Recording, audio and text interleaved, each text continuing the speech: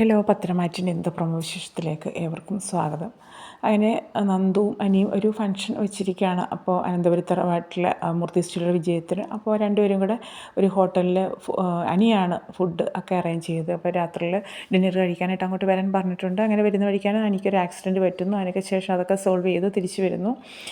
വരുന്ന സമയത്ത് ഇതുപോലെ നന്ദു അപ്പോഴത്തേക്കും അവിടെ എത്തിയിട്ട് വിളിക്കുന്നുണ്ട്. അപ്പോൾ നീ അവിടെ ഇരുന്നോ, ഞാൻ അവിടെ എല്ലാം ഇടപാട് ചെയ്തിട്ടുണ്ട്, ഫുഡെല്ലാം അവിടെ സീറ്റ് എല്ലാം ബുക്ക് ചെയ്തിട്ടുണ്ട്, അപ്പോൾ നീ അവിടേക്ക് ഇരുന്നോ, ഞാനിപ്പോൾ അതേ എത്തി എന്ന് പറയുകയാണ്.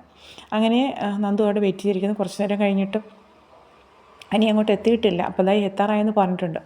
അങ്ങനെ അനി അവിടെ ആ ഒരു വാതിക്കലേക്ക് എത്തുന്ന സമയത്ത് അകത്തേക്ക് കയറുന്ന സമയത്താണ് അവിടെ നവീനെ രണ്ട് സുഹൃത്തുക്കളെയും കാണുകയാണ്. അവൾ ഇങ്ങോട്ട് കയറി വന്നു. അപ്പോൾ ഇവനിവിടെ എത്തിയെന്നുള്ള രീതിയില്ല. നവീനെ കാണുമ്പോൾ പ്രത്യേകിച്ച് എനിക്കിപ്പോൾ ഭയങ്കര ഒരു ഉള്ളുകൊണ്ടൊരു അകൽച്ചയുണ്ടല്ലോ.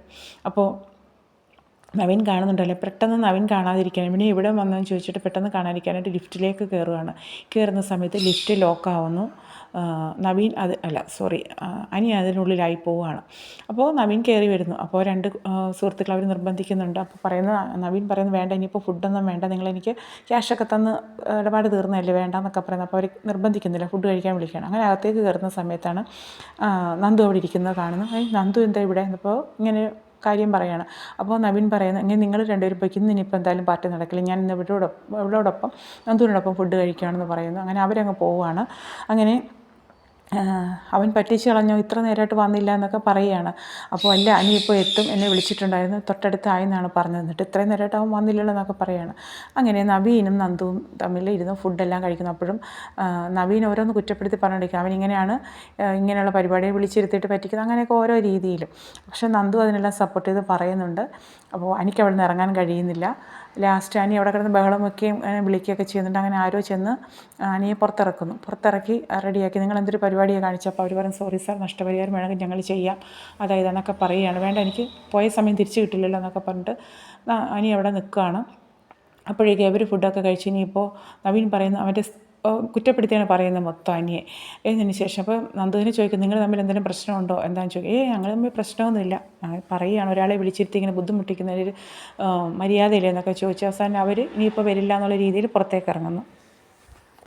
എങ്കിൽ പുറത്തിറങ്ങിയ ആ ഒരു അനിക്ക് നന്ദുവിനെ ഫോൺ ചെയ്യാൻ വരുന്നത്. പക്ഷേ കുറച്ച് നേരം വെയിറ്റ് ചെയ്തതിന് ശേഷമാണ് അനി നന്ദുവിനെ വിളിക്കുക. അപ്പോഴേക്കും നന്ദു ദേഷിച്ച് ഫോൺ എടുക്കുന്നില്ല. പിന്നീട് അനി കണ്ടല്ലോ നവീനെ ഫോൺ ചെയ്യാണ്. അപ്പോൾ ഇത്തിരി പരിപാടി നീ കാണിച്ചു വെക്കുമ്പോൾ, ഞാനിങ്ങനെ കുടുങ്ങിപ്പോയതാണ്, ഈ ഒരു സംഭവമാണ്, ഞാനിങ്ങനെ ലോക്കായിപ്പോയി, ഞാൻ നന്ദുവിനെ വിളിച്ചിട്ട് ഫോൺ എടുക്കുന്നത്. അപ്പോൾ അവൾ ദേഷിച്ച് ഭയങ്കര ബഹളം വെച്ചിട്ടാണ് പോയെന്നൊക്കെ പറയണം. അപ്പോൾ നീ ഒരു കാര്യം ചെയ്യും, നന്ദുവിനെ ഒന്ന് വിളിച്ചിട്ട് പറയാം, എനിക്കിങ്ങനെ പ്രശ്നം ഉണ്ടായി, അതുകൊണ്ടാണ് ഞാൻ വരാതെ. അതൊന്നും എനിക്ക് പറയാൻ കഴിയില്ല, ഞാൻ നിങ്ങളുടെ കാര്യത്തിലൊന്നും ഇടപെടുന്നത്, അതൊക്കെ നീ തന്നെ വിളിച്ചിട്ട് അങ്ങ് പറഞ്ഞാൽ മതി. ഞാനത് ഫോൺ ചെയ്തിട്ട് അവൾ എടുക്കുന്നില്ല, അതെപ്പോഴെങ്കിലും നീ തുടരെ വിളിക്കുമ്പോൾ അവൾ ഫോൺ എടുക്കുമല്ലോ, ആ ഒരു സമയത്ത് നീ പറഞ്ഞ കാര്യം മനസ്സിലാക്കിയാൽ മതി, എനിക്കിപ്പോൾ അതിലേട്ടൊന്നും ഇടപെടാനുള്ള അതിൻ്റെ ഇടപെടുന്നില്ല എന്നൊക്കെ പറഞ്ഞ് നവീൻ അതിൽ നിന്ന് ഒഴിവാണ്.